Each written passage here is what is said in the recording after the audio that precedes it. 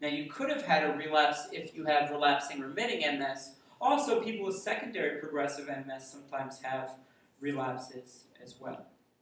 There is some new steroid data that actually adding steroids, and actually it's to Avonex, so interferon beta 1A intramuscular, adding it as a pulse way, so adding it once a month, it actually looks like it does reduce relapses better than Avonex alone. And we used to think that, but now we actually have a study that actually shows that. I personally am cautious about steroids, and the reason is steroids can cause a lot of potential side effects. They can cause high sugar, they can cause insomnia, they can cause agitation, which is usually a problem for the spouse or the loved one. And so they can cause weight gain and other problems. They can cause bone health problems. And that's why people with MS should definitely get their bone health evaluated. And there's actually a new study also that shows that people with MS tend to have worse bone health, and so are in greater need of either vitamin D and calcium supplementation or bisphosphonates. Was there a question about this? Yes? That brings up another question I was going to ask. I have a lot of problems because I have MS and I have degenerative joint disease. And sometimes the symptoms are very similar. So it's a little difficult for me to know which one is from which problem. And I know that a lot of people with MS have other immunological diseases. Right. How do you approach determining which one it is and how to treat it? Okay, so we'll get fully to the immunological question a little bit later, but if we take that question that you had about if I already have reasons for bone problems, how am I going to know if that's part of MS or not? Well, the bone data I just gave with weaker bones with somebody with MS is probably not from the MS itself. It may be that you have associated other bone problems, but it also may mean that somebody with MS has greater risk factors. So we know that risk factors are actually being in a wheelchair is a greater risk factor.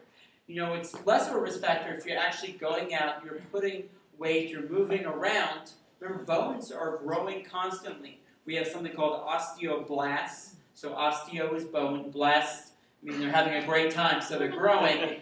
And osteoclast is like iconoclastic. So it's like that is being broken down. That's constantly happening. You're having a turnover in the bones, and we need to do certain things to help it happen. We also need calcium plus vitamin D.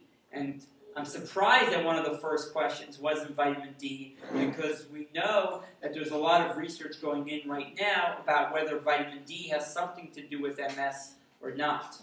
Now, I'd caution everybody with MS to remember that we also see low vitamin D levels in other diagnoses, such as Parkinson's disease.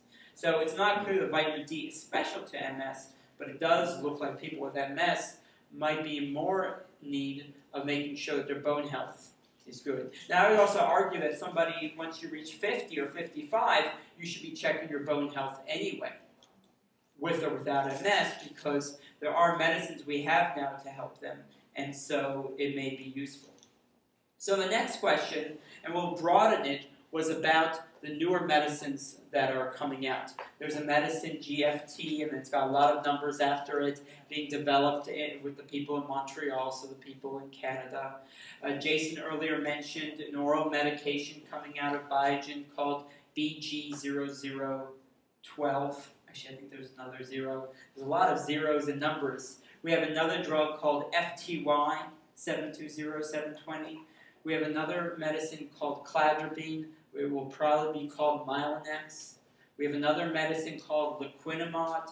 We have another medicine called teriflunomide. We have a lot of medicines that are oral that are being explored.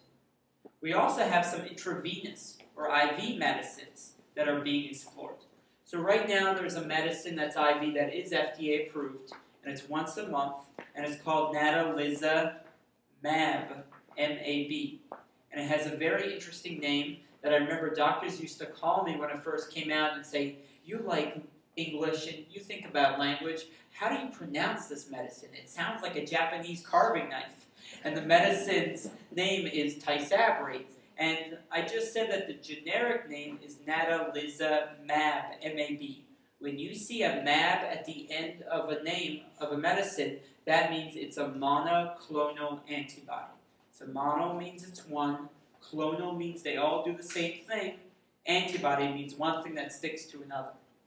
So what natalizumab does is it sticks to the receptors